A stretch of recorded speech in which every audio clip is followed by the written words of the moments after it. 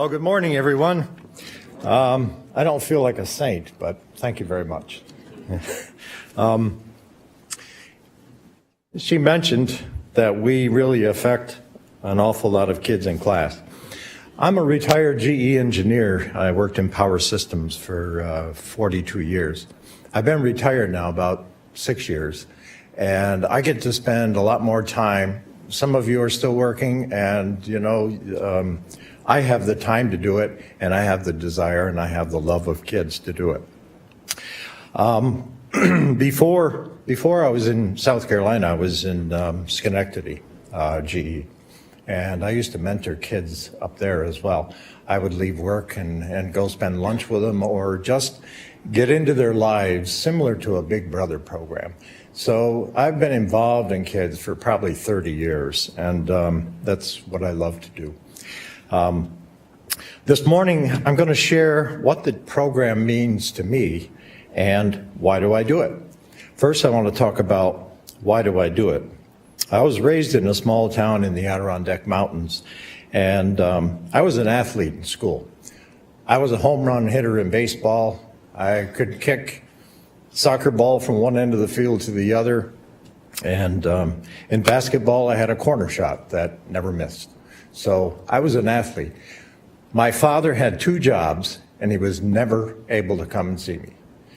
And over those years, when I was a senior and he still never came, I made a vow. My kids are going to see me at every one of their events.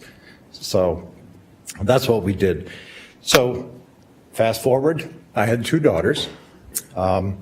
They were 5 years apart, so I was in programs for about 10 years. And when they were in elementary school, I was their coach in soccer, and I coached them in softball.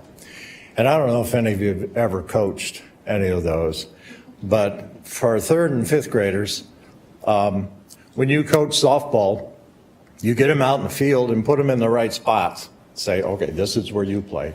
I think my daughter was the worst player on the whole team, but it was recreational, so we all had a good time.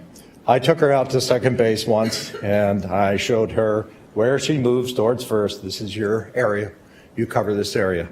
Well, as soon as the first ball was hit, she went over and stood on second base. And the next ball that was hit went by about 2 feet, and she just watched it go by to the outfield. And all of the parents and our coaches were sitting there laughing, saying, whose kid is that? It's like, turned out to be mine. But anyway, I talked to her when she came in. I said, Lori, you know, that was your ball. She said, Dad, it didn't come to me. So, okay, all right, that's good.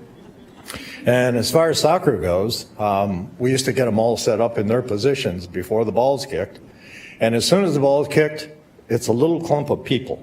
They're all together. We had 5 fields working soccer in this high school.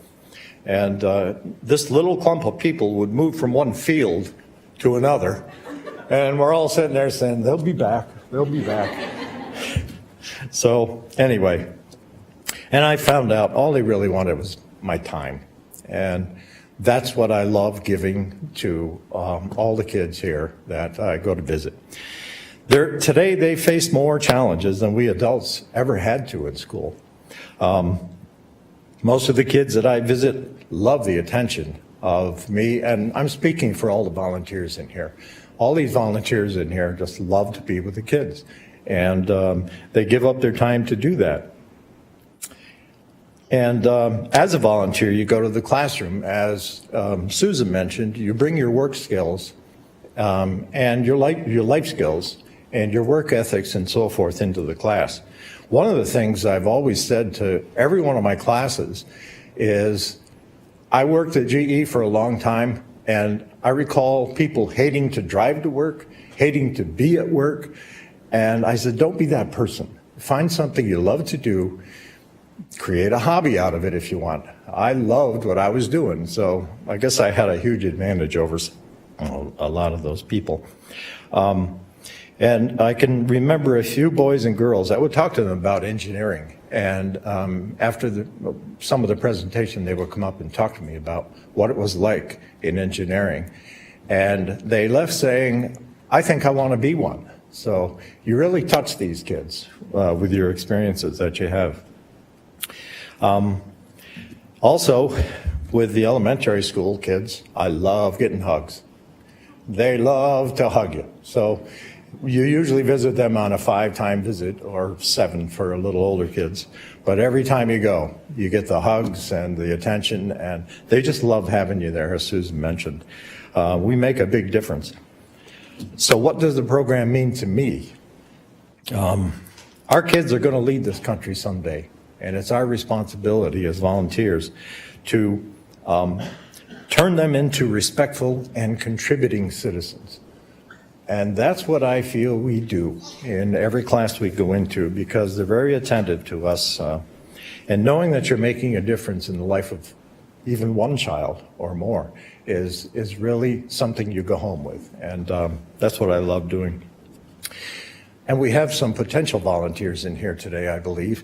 And if being a volunteer for Junior Achievement sounds scary and intimidating, don't worry.